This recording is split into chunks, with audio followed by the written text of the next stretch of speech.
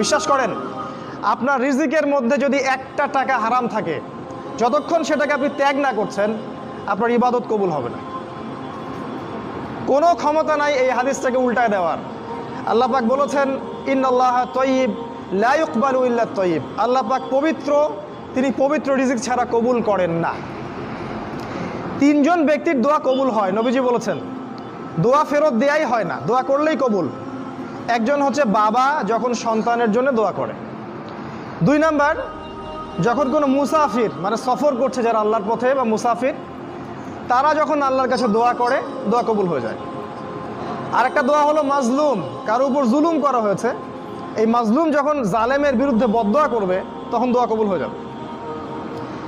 এই মুসাফিরের দোয়া কবুল হয়। একজন মুসাফির হাত তুলে আল্লাহকে বলছিল, আল্লাহ আমাকে এইটা দাও, আল্লাহ আমাকে ওইটা দাও। আর আমাদের নবীজি দেখে বললেন যে